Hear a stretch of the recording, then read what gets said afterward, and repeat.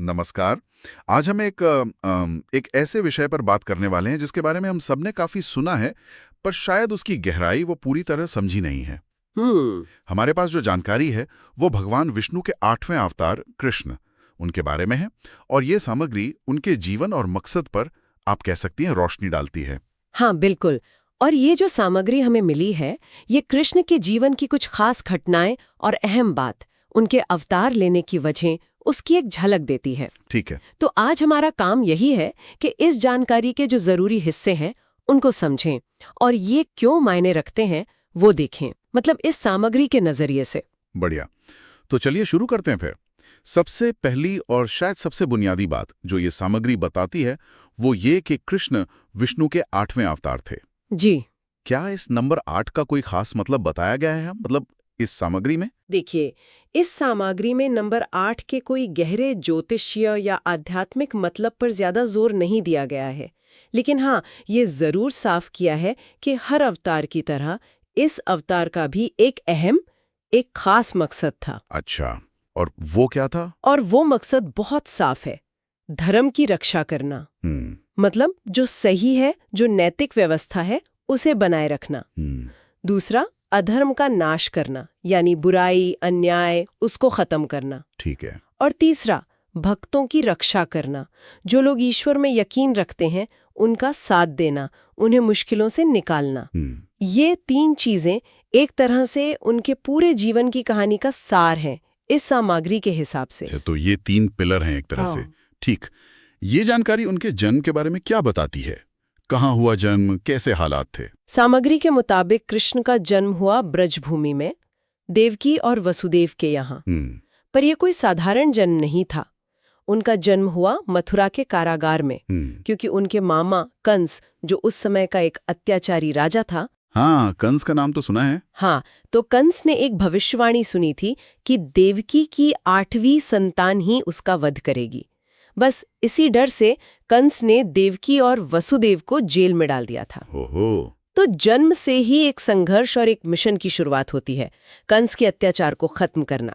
यानी जन्म के साथ ही ये कहानी शुरू हो गई थी कि जीवन आसान नहीं होने वाला और एक बड़ा मकसद है। ये तो वाकई एक असाधारण शुरुआत है। बिल्कुल। अच्छा, फिर उनके बचपन के बारे में सुना है, बचपन बड़ा नटखट और शरारतों वाला था। सामग्री क्या कहती है? हाँ, बचपन का जिक्र तो है और उनकी लीलाओं की बात की गई है। लीलाएं? हाँ, लीला मतलब ऐसे काम जो दिखते तो खेल या शरारत जैसे हैं, पर उनके पीछे गहरे मतलब होते हैं। जैसे सबसे मशहूर शायद गोपियों के साथ रासलीला है। हाँ, वो तो बहुत सुना है। वो उनके प्रेम, आनंद, माधुर्य वाले रूप को दिखाती है। लेकिन ये सामग्री सिर्फ यहीं तक नहीं रुकती। अच्छा? और क्या है, ये सामग्री कुछ और घटनाओं पर ज्यादा जोर देती है, जिनसे उनका दिव्य स्वभाव और उनका मकसद पता चलता है। जैसे कालिया नाग का दमन। हाँ, कालिया दमन जी। अब ये सिर्फ एक जहरीले नाग को हराने की कहानी नहीं है। देखिए, कालिया ने यमुना नदी को जहरीला बना दिया था, और यमुना तो पूरे ब्रज के जीवन का आधार थी। सही बात है। तो उसे वश में करके कृष्ण ने सिर्फ लोगों को बचाया नहीं, बल्कि जीवन के स्रोत को, मतलब पानी को, फिर से शुद्ध किया। ये तो सीधे सीधे लोगों के भले और प्रकृति के संतुलन से जुड़ा काम था। अच्छा, तो ये सिर्फ एक क्या कहते हैं, शक्ति प्रदर्शन नहीं था, ये तो समुदाय की रक्षा थी। बिल्कुल। और वो गोवर्धन पर्वत वाली कहानी, हाँ, उसका भी जिक्र है क्या इसमें? हाँ हाँ, बिल्कुल है। गोवर्धन पर्वत उठाने की घटना का जिक्र है। कहानी ये है कि जब ब्रजवासियों ने पारंपरिक इंद्र पूजा छोड़कर गोवर्धन पर्वत की पूजा की, तो इंद्र देवता नाराज हो गए और उन्होंने बहुत भारी बारिश शुरू कर दी। तब कृष्ण ने पूरे पर्वत को अपनी छोटी उंगली पर उठा लिया और सभी ब्रजवासियों और उनके पशुओं को उसके नीचे सुरक्षित पनाह दी। कमाल है। यहाँ भी बात सिर्फ चमत्कार दिखाने की नहीं है, ये शायद अहंकार पर, मतलब इंद्र के अहंकार पर भक्ति और सहज श्रद्धा की जीत दिखाने का एक तरीका था, और साथ ही अपने लोगों की, अपने आश्रितों की हर हाल में रक्षा करने का उनका संकल्प भी दिखता है। और सामग्री ये भी कहती है कि उन्होंने बचपन में ही कई राक्षसों का वध किया। ये कैसे, इतनी छोटी उम्र में? हाँ, सामग्री में पूतना, बकासुर, अघासुर जैसे कई राक्षसों के वध का जिक्र आता है। ये वो राक्षस थे जिन्हें कंस ने उन्हें मारने के लिए भेजा था। अच्छा, कंस ने भेजा था। जी, और हर बार उन्होंने खेल खेल में ही उन राक्षसों का अंत कर दिया। ये घटनाएं दिखाती हैं कि वो बचपन से ही अधर्म और बुराई का नाश करने के अपने मिशन पर थे। ये सिर्फ उनकी ताकत नहीं दिखाता, बल्कि ये भी कि बुराई चाहे कितनी भी डरावनी लगे, दैवीय शक्ति के सामने वो टिक नहीं सकती। और हर बार, जैसा कि हमने शुरू में कहा था, ये भक्तों की रक्षा और शत्रुओं के नाश के उनके उद्देश्य से सीधे जुड़ा था। तो बचपन की ये सारी लीलाएं और कारनामे एक तरह से उनके आगे के जीवन की भूमिका की तैयारी थी या झलक थी? हाँ, कह सकते हैं। अब आते हैं उनकी युवावस्था और उसके बाद के जीवन पर।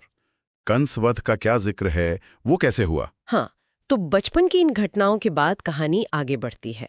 जब कृष्ण बड़े हुए तो वो मथुरा गए, और जैसा कि भविष्यवाणी थी, उन्होंने अत्याचारी कंस का वध किया। सामग्री ये बताती है कि ये काम उन्होंने सिर्फ बल से नहीं किया, बल्कि कौशल और नीति का भी इस्तेमाल किया। ये उनके अवतार का एक मुख्य उद्देश्य पूरा हुआ। इससे तो मथुरा के लोगों को बड़ी राहत मिली होगी। बिल्कुल, कंस के जुल्मों से आजादी मिली और उनके अपने माता पिता देवकी और वसुदेव वो भी आजाद हुए। तो ये उनके जीवन का एक बहुत बड़ा मोड़ था। इसने उनकी भूमिका को ब्रज के ग्वाले से आगे बढ़ाकर एक नेता और उद्धारक के रूप में स्थापित कर दिया। कंसवध के बाद तो जिम्मेदारियां और बढ़ रही होंगी। फिर महाभारत का दौर आता है। सामग्री में महाभारत में उनकी भूमिका के बारे में क्या कहा गया है? हाँ, बिल्कुल। कंसवध के बाद उनका प्रभाव बहुत बढ़ गया। द्वारका नगरी की स्थापना का भी जिक्र आता है इसमें। पर सबसे अहम भूमिका, जैसा ये सामग्री बताती है, वो उन्होंने महाभारत के युद्ध के दौरान पांडवों के मार्गदर्शक के रूप में निभाई। मार्गदर्शक? सिर्फ सलाहकार? सलाहकार से कहीं ज्यादा।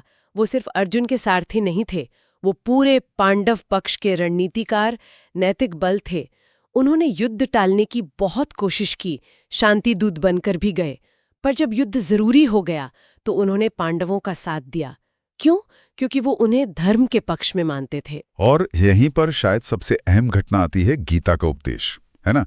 सामग्री में गीता को कितना महत्व दिया गया है? बहुत ज्यादा, बहुत ही ज्यादा। ये सामग्री साफ कहती है कि युद्ध के मैदान में, कुरुक्षेत्र में, जब अर्जुन अपनी ही रिश्तेदारों, गुरुओं के खिलाफ लड़ने के विचार से दुखी हो गए थे, कंफ्यूज हो गए थे, हाँ, वो मोह में पड़ गए थे। बिल्कुल, तब कृष्ण ने उन्हें जो उपदेश दिया वही गीता है। और इस सामग्री में इसे जीवन में धर्म, कर्म और भक्ति का सर्वोत्तम मार्ग बताने वाला ग्रंथ कहा गया है। ये सिर्फ अर्जुन के लिए नहीं था, ये पूरी मानवता के लिए एक संदेश माना जाता है। ये तो बहुत बड़ी बात है, सर्वोत्तम मार्ग। क्या सामग्री ये भी बताती है कि ये मार्ग है क्या? मतलब कर्म, धर्म, भक्ति, इनका मतलब क्या है गीता के अनुसार? हाँ, संक्षेप में बताती है। सामग्री के अनुसार गीता का सार ये है कि इंसान को अपना कर्म मतलब? कर्म यानी अपना कर्तव्य, अपनी ड्यूटी, वो बिना फल की चिंता किए पूरी निष्ठा से करना चाहिए। यही कर्मयोग है। अच्छा, बिना फल की चिंता किए। जी। फिर धर्म का मतलब सिर्फ पूजा पाठ या रीतियां नहीं, बल्कि सही आचरण, नैतिकता और अपने सामाजिक और व्यक्तिगत कर्तव्यों का पालन करना है। और भक्ति का मतलब है ईश्वर के प्रति गहरा प्रेम, विश्वास और समर्पण। सामग्री इशारा करती है कि गीता इन तीनों मार्गों, कर्म, ज्ञान और भक्ति में एक संतुलन बनाने की बात करती है, ताकि इंसान मोह माया से ऊपर उठकर जीवन का सही अर्थ समझ सके, शांति पा सके। समझ गया। ये कृष्ण के सिर्फ एक योद्धा या राजा होने से बहुत आगे की बात है। ये उनके एक जगत गुरु यानी दुनिया के शिक्षक होने का प्रमाण है। बिल्कुल, युद्ध के मैदान में दिया गया उपदेश, और वो भी जीवन जीने की कला पर। अद्भुत। अब अगर हम उनके पूरे जीवन के योगदान को देखें तो ये सामग्री उसे कैसे समेटती है? सामग्री कहती है कि कृष्ण ने अपने पूरे जीवन काल में धर्म और न्याय की स्थापना की। ये एक बहुत बड़ी बात है। इसमें उनके सारे काम आ जाते हैं, राक्षसों का वध, कंस का अंत, महाभारत में पांडवों का मार्गदर्शन, सब कुछ। उनका मकसद सिर्फ बुराई मिटाना नहीं था, बल्कि एक ऐसी व्यवस्था बनाना था जहां न्याय और नैतिकता का बोलबाला हो। और उनके व्यक्तिगत गुणों के बारे में सामग्री कुछ कहती है? हाँ, वो इस बात पर जोर देती है कि उनका पूरा जीवन ही आदर्श, प्रेम और भक्ति भाव का प्रतीक था। वो एक आदर्श पुत्र थे, आदर्श मित्र थे, जैसे सुदामा के साथ उनकी दोस्ती। हाँ, सुदामा की कहानी तो सुनी है। आदर्श प्रेमी थे राधा और गोपियों के संदर्भ में, और एक आदर्श शासक और मार्गदर्शक भी। उनका जीवन दिखाता है कि कैसे गंभीरता, और चंचलता, प्रेम और कर्तव्य, राजनीति और आध्यात्मिकता, ये सब चीजें एक साथ एक ही जीवन में निभाई जा सकती हैं।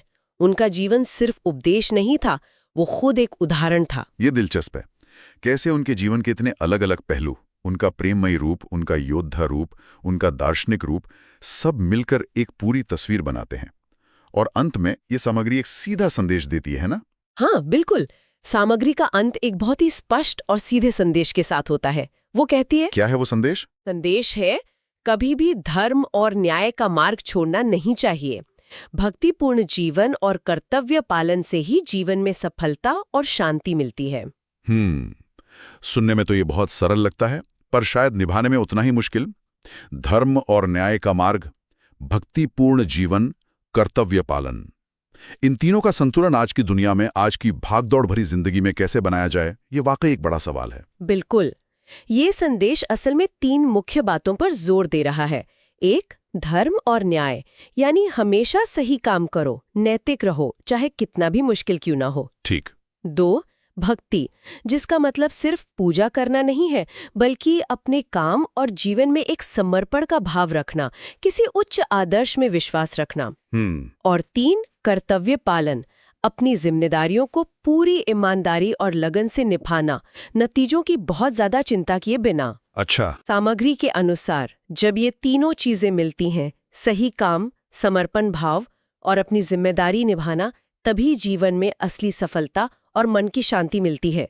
ये सिर्फ व्यक्तिगत जीवन के लिए नहीं, समाज के लिए भी जरूरी है। तो अगर हम इस पूरी चर्चा को समेटें, तो इस सामग्री के आधार पर हमने देखा कि कृष्ण का जीवन कितना बहुआयामी था, है ना? एक तरफ बचपन की वो मनमोहक लीलाएं, चमत्कार, फिर कंस जैसे अत्याचारियों का अंत, और उसके बाद महाभारत जैसे इतने बड़े मंच पर एक रणनीतिकार, एक पथ प्रदर्शक और एक महान दार्शनिक की भूमिका। हाँ, मुख्य बातें यही उभर कर आती हैं इस सामग्री से। पहला, उनका अवतार धर्म की बिगड़ी हुई हालत को सुधारने और उसे फिर से जमाने के लिए हुआ था। दूसरा, उन्होंने अच्छाई की जीत और बुराई की हार पक्की करने के लिए कई तरह के काम किए, चाहे वो सीधे लड़ना हो या फिर कूटनीति और मार्गदर्शन से धर्म का पक्ष मजबूत करना हो। सही। और तीसरा, और शायद सबसे अहम, गीता के जरिए उन्होंने कर्म, ज्ञान, भक्ति और धर्म का एक ऐसा दर्शन दिया जो सिर्फ उस जमाने के लिए नहीं, बल्कि आज भी, सदियों बाद भी करोड़ों लोगों के लिए मायने रखता है। हाँ। वो एक ही समय में सखा, प्रेमी, योद्धा, राजा, योगी और गुरु सब कुछ थे। वाकई एक ही जीवन में इतने सारे रंग और इतनी गहरी शिक्षाएं, ये जानकारी सच में सोचने के लिए बहुत कुछ देती है। हाँ बिल्कुल, और ये हमें एक ऐसे सवाल पर लाकर छोड़ती है जिस पर शायद सुनने वाले खुद विचार कर सकते हैं। ये सवाल सीधे तौर पर इस सामग्री में नहीं है, पर इसकी बातों से निकलता है। क्या सवाल है वो? सवाल ये है कि आज की दुनिया में जहां अक्सर हमें अपने काम मतलब कर्तव्य और अपनी निजी मान्यताओं या आध्यात्मिकता मतलब भक्ति या धर्म, इनके बीच तालमेल बिठाने में मुश्किल होती है। हाँ, ये तो होता है। Work life balance, values. बिल्कुल।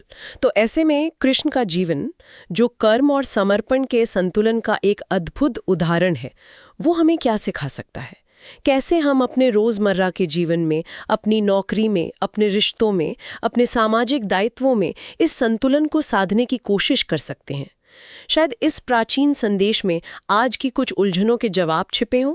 इस पर सोचना यकीनन दिलचस्प होगा।